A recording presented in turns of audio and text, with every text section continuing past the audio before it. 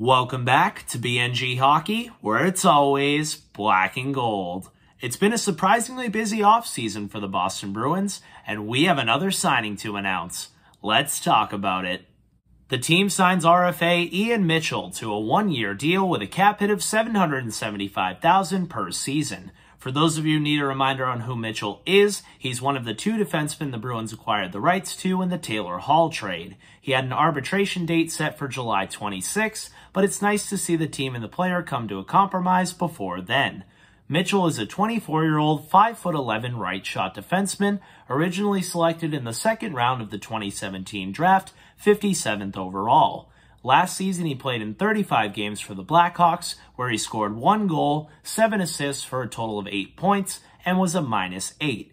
He also played in 5 games in the AHL, where he had 2 goals, 4 assists for a total of 6 points, and is a +6. And the season prior to that in the AHL, he played in 57 games, scoring 11 goals, 24 assists for a total of 35 points. So this is one of those players who's a borderline NHLer. He's pretty good to play at the AHL level, but isn't quite a full-time NHLer. He's played in 82 NHL games in his career, where he scored 4 goals, 12 assists for a total of 16 points, and is a career -21. So at this point, he'll be playing behind Charlie McAvoy, Brandon Carlo, and the recently acquired Kevin Shattenkirk on the right side. So you could call him the Bruins' 7th defenseman, but I honestly believe Zaboral has a better chance of getting into the lineup unless it's an injury on the right side and they don't want to switch up the lefty-righties. So depending on how you look at it, this is a 7th or 8th defenseman on the Bruins depth chart. That being said, you can never have too many defensemen. I like that he's familiar with Coach Jim Montgomery from his time in Denver, and I still believe this player has a little bit of upside that he can tap into here with a fresh start on a new team.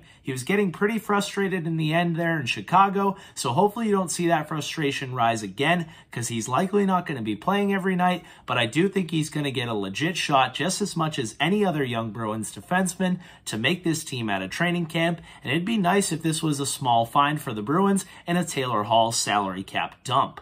Now, that being said, the Bruins are still pretty tight to the cap, so it's nice that they get Ian Mitchell on a cheap one-year deal, and they have 2 more players they have to worry about with arbitration dates, with Jeremy Swayman being the first of them on July 30th, and Trent Frederic having his date set for August 1st. Now, Don Sweeney is notorious for getting these deals done before arbitration, so let's hope that they can do the same with Jeremy Swayman and Trent Frederic, and we can have more of an idea on how this team's going to look on opening night a lot sooner.